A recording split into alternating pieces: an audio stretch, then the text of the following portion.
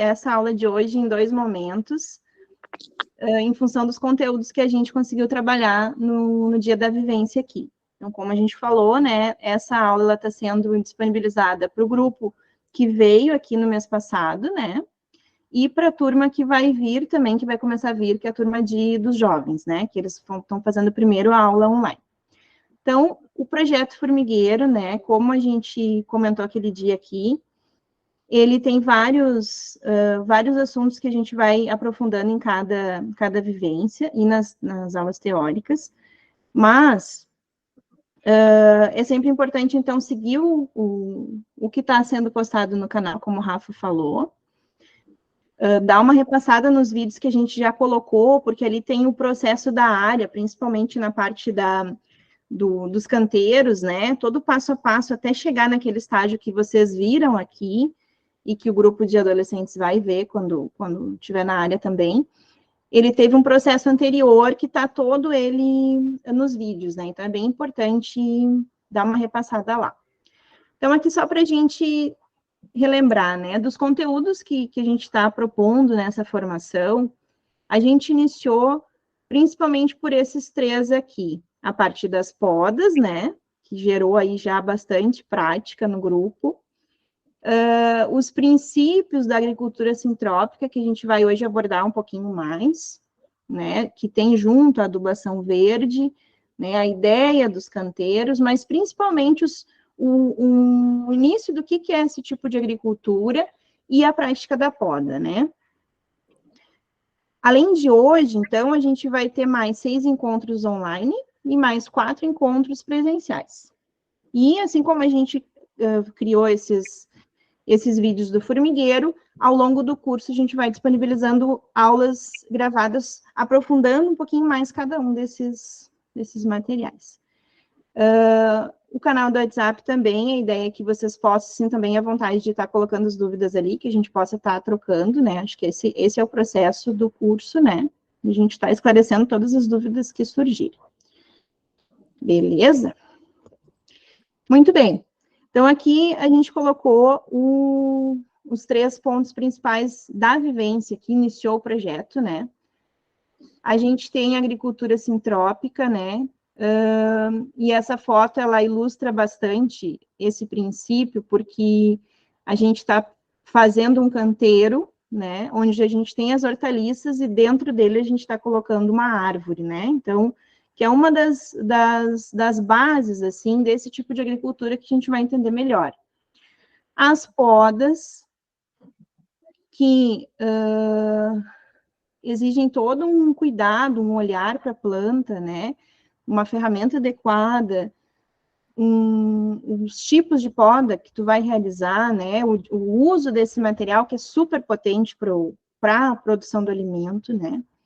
E a gente teve também a trilha, que no caso do dia da vivência aqui, o vento, né, e a possibilidade da chuva fez com que a gente encurtasse o trajeto. Nossa ideia era andar mais pelo mato. O mato ele tem 2 hectares, então a gente consegue abordar muitas coisas lá dentro. Com cada grupo que a gente tem recebido aqui das escolas, a gente faz trajetos diferentes, assim, então a gente tem tido encontros muito potentes no mato, né.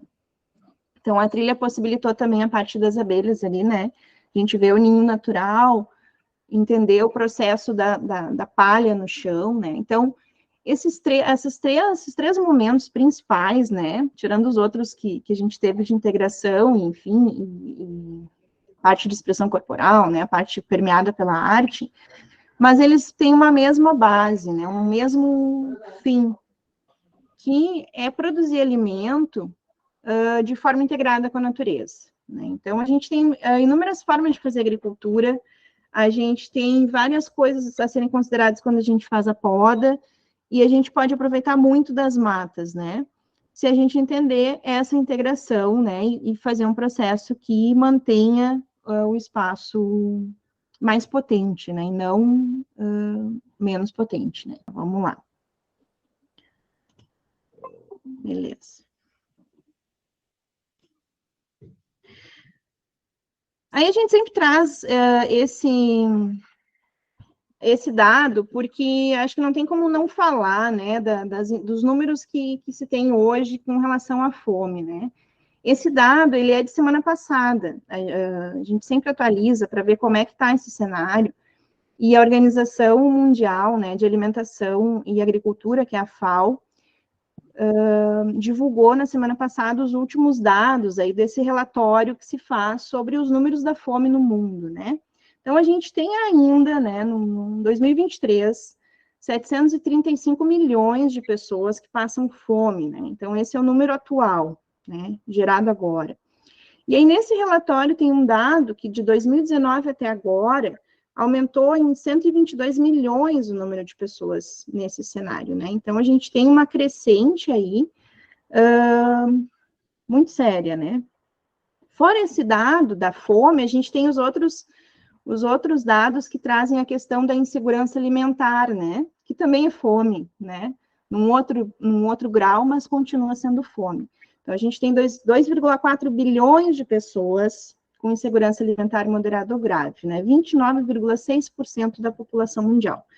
Então, é importante que a gente olhe para esse número enfim, perceba o nosso papel nesses dados, né? Porque a gente está aí num período onde a gente tem internet fibra, onde a gente tem altas tecnologias, mas a gente ainda tem a fome como uma pauta muito séria. Em contraponto a isso, a gente percebe que quando a gente tem um espaço, por menor que ele seja, a gente já consegue produzir uma quantidade muito significativa de alimento, né? Essa foto da primeira, quando a gente chegou aqui nessa terra, final de 2020, essa foi a nossa primeira colheita ali nos primeiros meses, né? Sem muito manejo, enfim, experimentando muita coisa, a gente já conseguiu perceber o quanto a gente conseguia colher alimento, assim, e tá distribuindo, né? Tá compartilhando. Então, a terra, ela permite, né, uma produção que pode trabalhar na contramão desses dados, né? Esse relatório, ele aponta que, se continuar dessa forma, né, os objetivos do desenvolvimento sustentável, né, que tem toda uma proposta da ONU aí, de combate à fome até 2030, não vai ser cumprido se o cenário continuar como ele está, né? Então, nesse ponto, é muito legal a gente estar fazendo essa discussão aqui junto, né, em propor, em pensar junto a outras alternativas. O educador agroflorestal Namastê, né, para alguns de vocês a gente já passou ele, a gente vai compartilhar alguns materiais dele. Ele foi aluno do Ernest, né, que é um grande nome da agricultura sintrópica. Ele sempre diz, né, que se cada um conseguir plantar um alimento só para o seu consumo, a gente já faz uma revolução, né.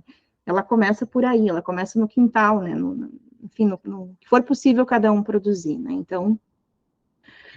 E aí, então, agricultura sintrópica, né, o que é isso? Que agricultura é essa, né? Ernest, também a gente vai passar um vídeo para vocês, né, que a gente vai deixar lá na sala de aula, que é muito bacana, alguns de vocês já viram em outros momentos com a gente, mas a gente sempre retoma ele com o grupo. Não. Ele é um suíço, né, que ele veio para o Brasil em 1982, e ele trabalhava, então, com melhoramento genético de plantas, e quando ele se deparou com a biodiversidade, né, com a grandeza das árvores daqui do Brasil, ele, enfim, de fato, foi parar no hospital, ele teve aí um choque de realidade, e ele modificou todo o formato da vida dele. E ao invés de melhorar as plantas geneticamente para produzirem, né, ele começou, então, a trabalhar numa ideia de tornar o ambiente melhor para as plantas. Essa foi a base dele. Então, ele atuou em vários países do mundo, desenvolvendo métodos de uma agricultura que busca, né, na sua origem, assim, complexificar os ambientes. Então, ele traz, né, a agricultura sintrópica, também inscrita como agrofloresta sucessional, não é um pacote tecnológico que pode ser comprado, nem um plano definitivo de design ajustável para todos os gostos. Ela é, antes de tudo, uma mudança no olhar. É uma nova proposta de leitura dos ecossistemas que abre caminho para que o agricultor aprenda a buscar suas respostas usando outro raciocínio, bem diferente do que estamos acostumados. Então, o Ernest, né, tem muitos materiais dele, tem uma página que é a Agenda Goethe, né, que a gente consegue colocar ali com o sobrenome dele, onde tem vídeos, né, tem textos, tem uma série de materiais com imagens desse processo que ele vem desenvolvendo no mundo dessa agricultura, né. Hoje ele tem muitos alunos que estão replicando o trabalho dele, né? Um deles é o Namastê, que eu falei antes. O Namastê, ele começou a trabalhar com Ernest com 12 anos. E hoje ele é um educador agroflorestal, que a gente comentou no curso aqui, que ele está fazendo agrofloresta no deserto, né? Então, ele está no mundo, ele está lá na África, com a equipe dele e com a comunidade plantando onde nada dá, né? Em muitos lugares, assim. Então, de fato, é uma possibilidade de transformação muito potente.